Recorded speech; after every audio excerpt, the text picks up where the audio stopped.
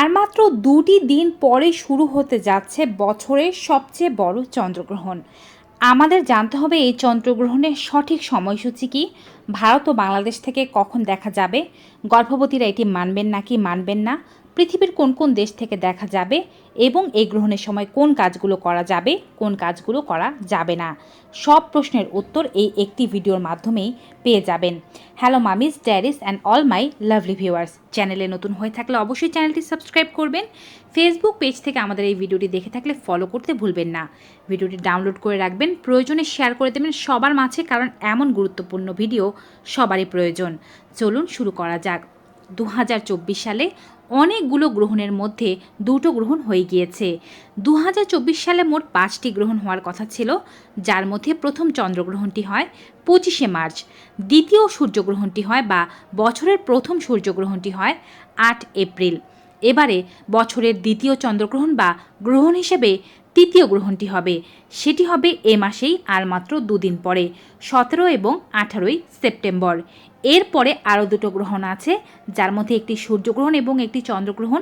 সূর্যগ্রহণটি হবে 2 অক্টোবর এবং চন্দ্রগ্রহণটি হবে 17ই অক্টোবর। 17ই অক্টোবর যে চন্দ্রগ্রহণটি হবে এটি একটি উপচ্ছায়া চন্দ্রগ্রহণ, এটি পৃথিবীর কোনো দেশ থেকেই দেখা যাবে না।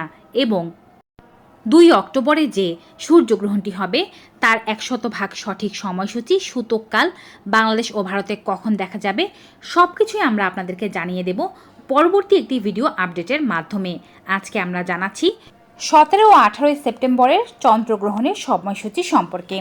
17 ও 18 সেপ্টেম্বরে যে চন্দ্রগ্রহণটি হবে এটি দৃশ্যমান হবে, কিন্তু এটি একটি আংশিক চন্দ্রগ্রহণ, অর্থাৎ এক্ষেত্রে দেখা যাবে যে চন্দ্র আংশিকভাবে গ্রাসিত হয়েছে। কিন্তু এই গ্রহণটি পৃথিবীর সব দেশ থেকে দেখা যাবে না। যে সমস্ত দেশগুলো থেকে দেখা যাবে তা হচ্ছে ইউরোপ, আফ্রিকা, উত্তর আমেরিকা, দক্ষিণ আমেরিকা, এশিয়ার কিছু অংশ, প্রশান্ত মহাসাগর, আটলান্টিক, ভারত মহাসাগর, আর্কটিকা এবং অ্যান্টার্কটিকা থেকে। ভারত ও বাংলাদেশ থেকে এই গ্রহণটি দৃশ্যমান হবে না, কারণ ভারত ও বাংলাদেশে যখন এই গ্রহণটি হবে তখন দিন চলছে, আর দিনের বেলা চন্দ্র দেখা যেমন সম্ভব নয় তেমন গ্রহণ দেখাও সম্ভব নয়। তাই ভারত ও বাংলাদেশে এই গ্রহণটি দৃশ্যমান হবে না। পৃথিবীর অন্যান্য যে সমস্ত দেশে এই গ্রহণটি তখন দেখা যাবে যখন রাত। এবারে বলছি গ্রহণের সময়সূচি সম্পর্কে, তারপরে বলবো সূতককাল বৈধ হবে নাকি হবে না। গ্রহণটি শুরু হবে ভারতীয় সময় অনুযায়ী 18ই সেপ্টেম্বর সকালবেলা। উপচ্ছায়া শুরু হবে 6টা বেজে 11 মিনিটে, গ্রহণ শুরু হবে 7টা বেজে 42 মিনিটে। চন্দ্র সর্বোচ্চ রূপে গ্রাসিত অবস্থায় থাকবে 8টা বেজে 14 মিনিটে, শেষ হয়ে যাবে 8টা বেজে 45 মিনিটে এবং উপচ্ছায়া ছেড়ে যাবে 10টা বেজে 17 মিনিটে। এখন যারা উপচ্ছায়া মানতে চাচ্ছেন তারা 6টা 11 মিনিট থেকে 10টা 17 মিনিট পর্যন্ত মানবেন, আর যারা শুধুমাত্র শুরু এবং শেষের সময়টি মানতে চান তারা 7টা 42 থেকে 8টা 45 মিনিট পর্যন্ত মানবেন। যদিও শুরু এবং শেষের সময়টুকু মানলেই চলে, উপচ্ছায়া মানার তেমন দরকার পড়ে না। এবারে বলছি বাংলাদেশের সময়সূচি অনুযায়ী গ্রহণটি কখন শুরু হবে। বাংলাদেশের সময়সূচি অনুযায়ী গ্রহণ শুরু হবে 6টা বেজে 41 মিনিটে উপচ্ছায়া, এটি উপচ্ছায়া শুরু হবে 6টা বেজে 41 মিনিটে সকালবেলা 18ই সেপ্টেম্বর, এবং গ্রহণ শুরু হবে 8টা বেজে 12 মিনিটে। গ্রহণ সর্বোচ্চ অবস্থায় থাকবে 8টা বেজে 44 মিনিটে, গ্রহণ ছেড়ে যাবে 9টা বেজে 15 মিনিটে এবং উপচ্ছায়া ছেড়ে যাবে 10টা বেজে 47 মিনিটে। যারা উপচ্ছায়া মানতে চাচ্ছেন তারা 18ই সেপ্টেম্বর বাংলাদেশি সময় অনুযায়ী 6টা 41 মিনিট থেকে 10টা 47 মিনিট পর্যন্ত মানবেন। আর যারা মানতে চাচ্ছেন শুধুমাত্র গ্রহণ শুরু ও শেষের সময়, তারা মানবেন সকাল 8টা 12 মিনিট থেকে 9টা 15 মিনিট পর্যন্ত। এবারে সূতককালের কথা বলি। সাধারণত যে সমস্ত গ্রহণগুলো দৃশ্যমান হয় না তার সূতককালও বৈধ হয় না বলেই মনে করা হয়ে থাকে। তাই এই গ্রহণ যেহেতু দৃশ্যমান নয়, এর সূতককাল বৈধ হবে না। এবারে বলছি গ্রহণের সময় কি করবেন এবং কি করা যাবে না। বিশেষ করে গ্রহণের সময় একটি নিয়ম সবাই মানবেন, গ্রহণের সময় বাসার বাইরে যাবেন না এবং গ্রহণের আলো যেন আপনাদের শরীরে না পড়ে, শরীরে স্পর্শ না করে, সেই বিষয়টি আপনাদের বিশেষভাবে খেয়াল রাখতে হবে। ঘরের যে সমস্ত জায়গা দিয়ে গ্রহণের আলো প্রবেশ করতে পারে তা পর্দা দিয়ে ঢেকে দিন বা বোর্ড দিয়ে ঢেকে রাখুন, যেন গ্রহণের আলো ঘরের ভেতরে না ঢোকে। গ্রহণের সময় কোনো কিছু রান্না করবেন না, কোনো কিছু কাটবেন না, কোনো কিছু সেলাই করবেন না, কোনো কিছু ভাঙবেন না, কোনো প্যাকেট পর্যন্ত ছিঁড়বেন না, দুমড়ানো মুচড়ানো এই জাতীয় কোনো কাজও গ্রহণের সময় করবেন না। নিজেও বেশি মচড়ামচড়ি করবেন না গ্রহণের সময়, এতে বাচ্চার ক্ষতি হতে পারে। কোনো কিছু খাবার খেতে ইচ্ছা করলে, জল পান করতে ইচ্ছা করলে, মূত্রত্যাগ মল ত্যাগ করতে ইচ্ছা করলে এটি আগেই করে ফেলুন।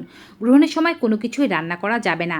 আগে থেকে যদি কোনো রান্না করা খাবার থাকে, গ্রহণের পরে সেই খাবারগুলো ফেলে দিতে হবে, না হলে গ্রহণের আগেই খেয়ে শেষ করে দিতে হবে। তবে জলের যে সমস্ত পাত্র আছে, শুকনো যে খাবারগুলো আছে তার মধ্যে তুলসী পাতা দিয়ে রাখবেন, গ্রহণের পরে সেই তুলসী পাতা উঠিয়ে ফেলে দেবেন। আপনারা যেহেতু গর্ভবতী, অনেক দীর্ঘ সময় জল পান না করে থাকা বা মূত্রত্যাগ না করা বাচ্চার জন্য ক্ষতিকারক হতে পারে, তাই এমনটা ফিল হলে অল্প করে জল পান করতে পারেন বা অল্প অল্প করে আপনি প্রস্রাবের চাপ ক্লিয়ার করে ফেলতে পারেন। এবং গ্রহণের আগেই আপনারা ভগবানের মূর্তি কাপড় দিয়ে ঢেকে রাখুন। চেষ্টা করতে হবে এই সময় ভগবানকে স্পর্শ না করতে, কোনো ভালো পবিত্র কাজ না করতে। মনে মনে ভগবানের জপ করতে পারেন। গ্রহণের সময় ঘুমানো উচিত না। যদি শুয়ে থাকতে ইচ্ছা করে, যদি আপনার খারাপ লেগে থাকে, সেক্ষেত্রে আপনি অবশ্যই হাত পা জড়সড় করে শুয়ে থাকবেন না। হাত পা টান টান করে লম্বা হয়ে শুয়ে থাকতে হবে। গ্রহণের সময় সবচেয়ে ভালো হয় যদি চুল খোলা রেখে গর্ভবতী বোনেরা হাঁটাহাঁটি করতে পারেন। গ্রহণের পরে আপনি ঘরদোর ভালোভাবে পরিষ্কার করে নিন, ভগবানের মূর্তি ভালোভাবে পরিষ্কার করে নিন, ভগবানের ঘর পরিষ্কার করে নিন। এরপরে আপনি পূজা অর্চনা শুরু করতে পারেন এবং খাবার খেতে পারেন, জলপান করতে পারেন। গ্রহণের পরে অবশ্যই গুরুজনদের আশীর্বাদ নিয়ে স্নান করে ভালোভাবে আপনি গুরুজনদের আশীর্বাদ নেবেন এবং তার আগে ঘরদোর ভালোভাবে পরিষ্কার করে নেবেন। গ্রহণের সময় যদি কারো খারাপ লেগে থাকে, অবশ্যই সে সময় আপনি চিকিৎসকের পরামর্শ নিতে পারেন টেলিফোনে, অথবা গ্রহণের পরে ডক্টরের কাছে গিয়ে ভিজিট করতে পারেন। এছাড়াও আরও কিছু বিষয় মাথায় রাখুন। এই যে কথাগুলো বললাম, এগুলো কিন্তু ধর্মীয় শাস্ত্র অনুযায়ী মানা হয়ে থাকে। প্রকৃতপক্ষে বিজ্ঞান কিন্তু এই সমস্ত জিনিসগুলোকে সমর্থন করে না।